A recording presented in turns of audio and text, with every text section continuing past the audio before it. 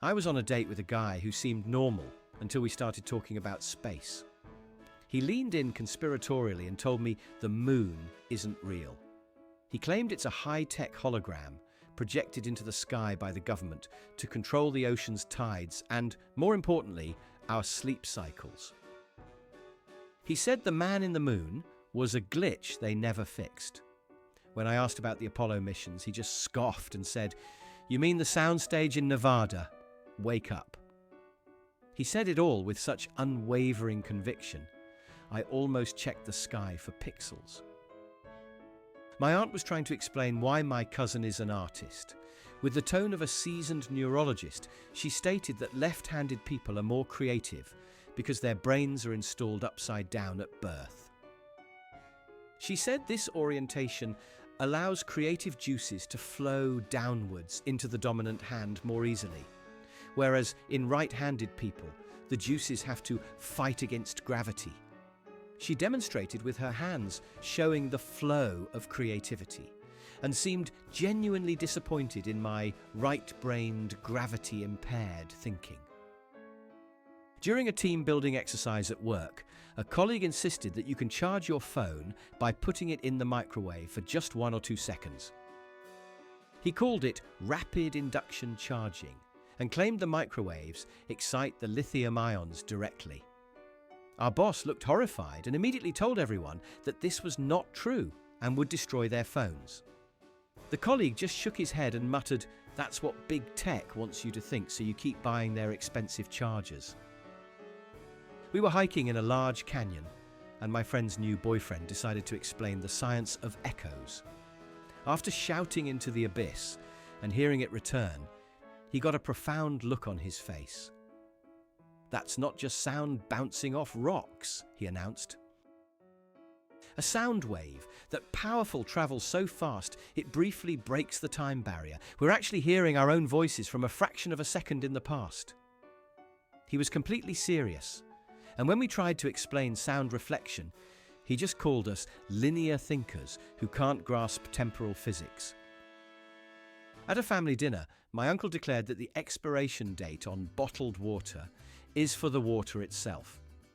He explained that after that date, the molecular structure of the H2O begins to break down, turning it into what he called stale water, which has no nutritional value and can't properly hydrate you. He said he could taste the difference and proudly told us he throws out any water that's even a day past its expiration date. He looked at us like we were peasants for drinking our expired water. I once worked with a woman who was convinced that the main ingredient in decaf coffee was something called anti-caffeine. She believed that coffee bean farmers grew special plants that produced this opposing molecule. She explained that when you drink decaf, the caffeine and anti-caffeine molecules find each other in your stomach and annihilate each other in a tiny, harmless explosion, leaving you with just the coffee flavour. She was very proud of this knowledge and would order her lattes with extra anti-caffeine. While watching a documentary about ancient Egypt, my roommate confidently stated that the pyramids were not tombs, but were actually built by aliens as interstellar landing pads. His proof was that the 3 main pyramids at Giza align perfectly with Orion's belt. "It's so obvious," he said.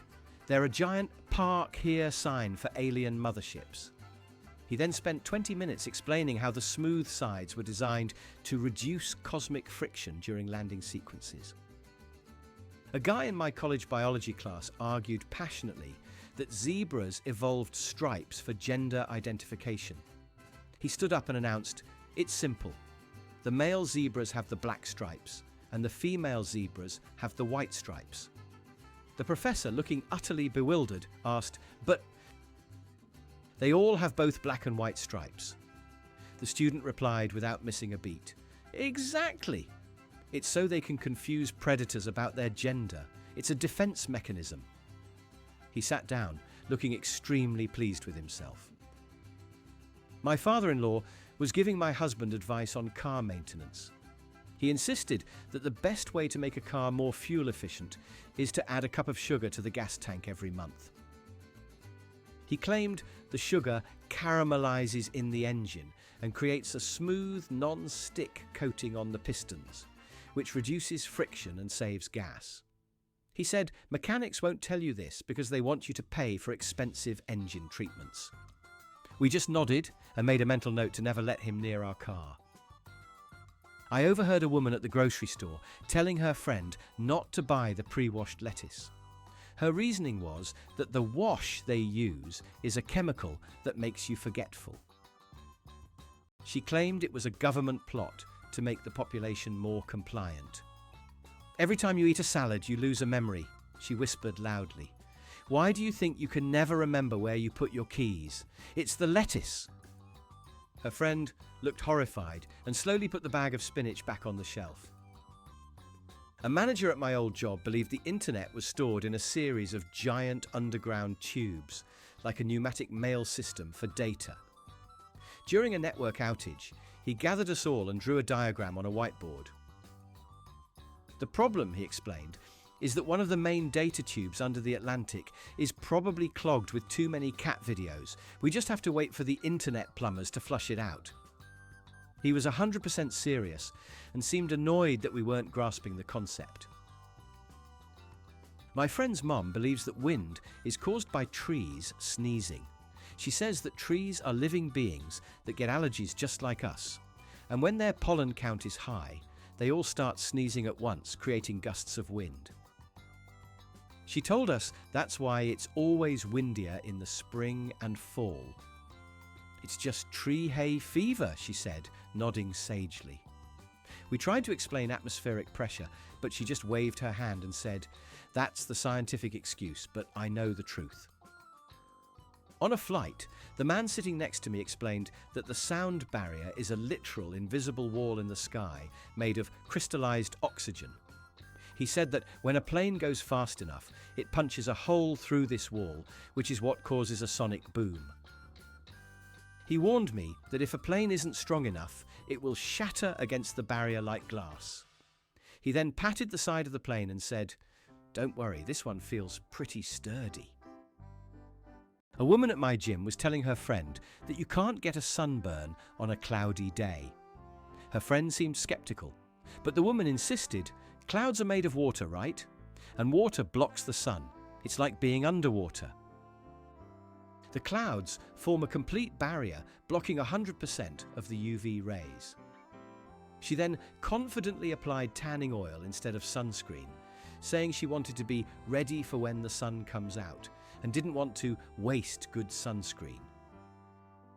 My grandpa was convinced that you can tell if a watermelon is ripe by yelling at it.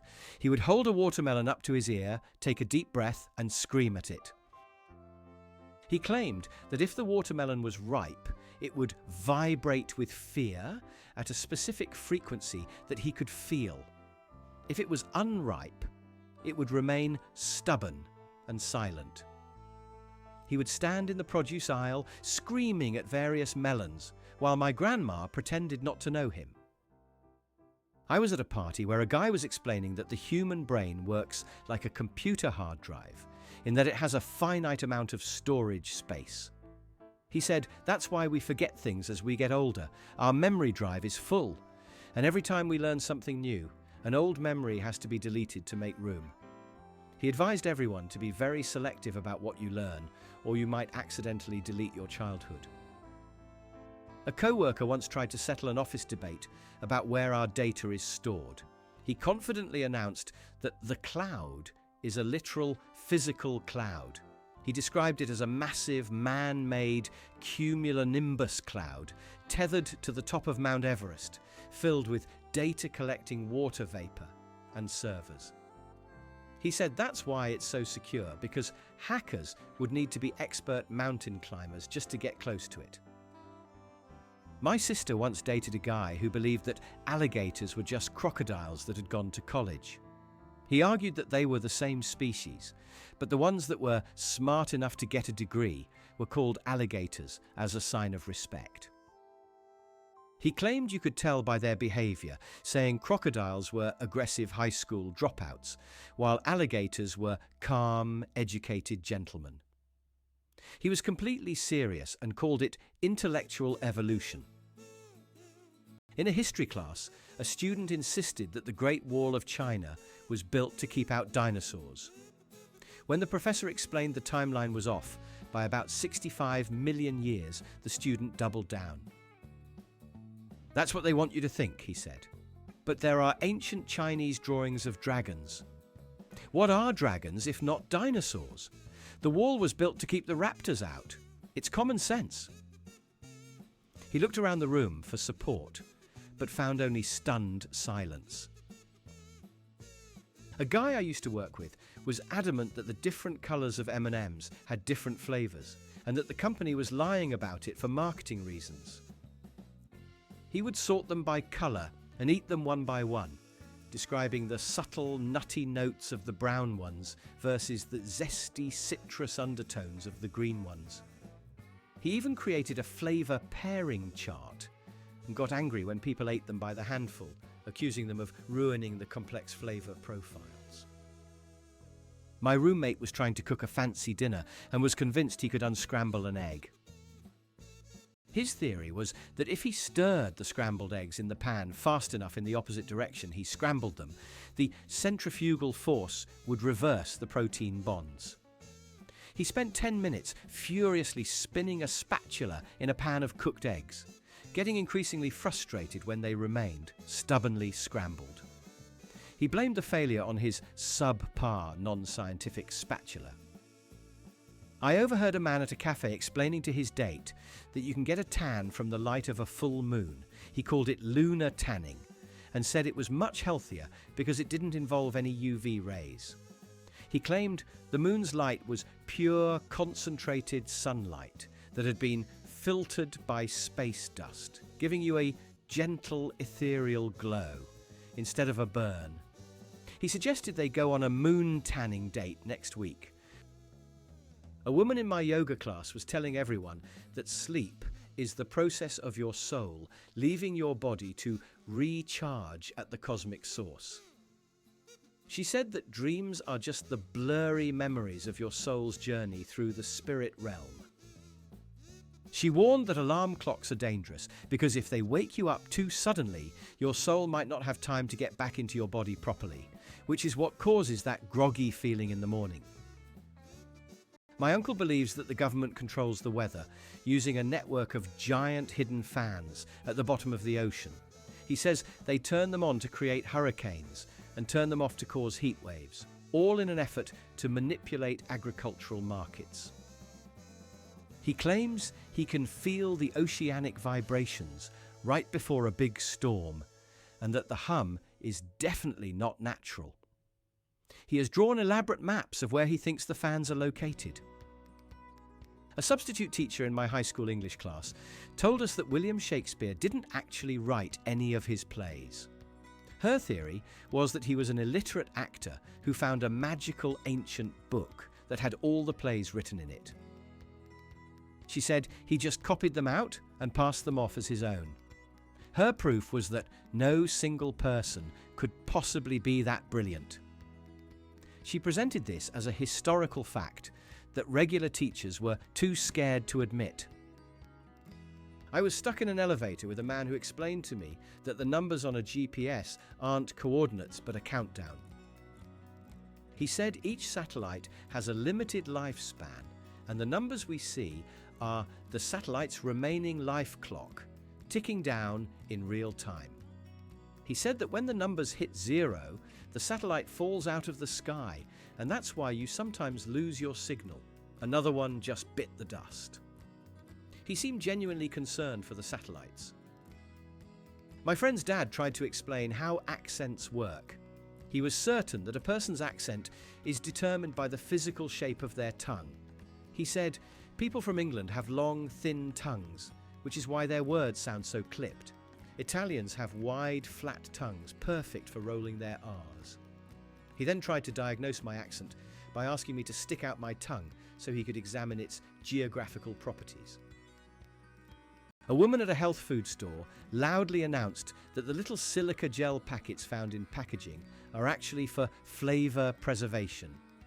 She told another customer to open them up and sprinkle a little bit into their spice jars and bags of chips to keep the flavor molecules from escaping. The other customer looked intrigued until a store employee ran over and frantically explained that they are, in fact, poison and should not be eaten. I once had a boss who was convinced that you could get sick from cold air getting into your bones. He called it skeletal infusion. During the winter, he would make everyone wear extra layers inside the office, not to stay warm, but to protect our bone marrow from catching a draft. He claimed that a shiver was the first symptom of your skeleton getting a cold and would send people home if he saw them shiver.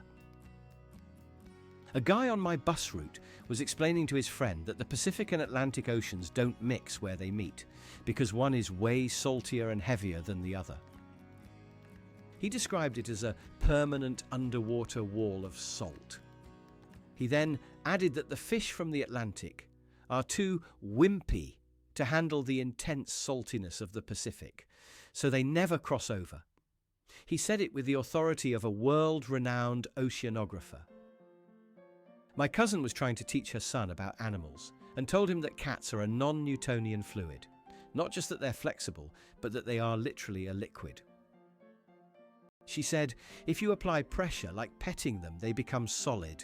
But if you leave them alone, they will slowly melt and pour themselves into any container, like a box or a sink.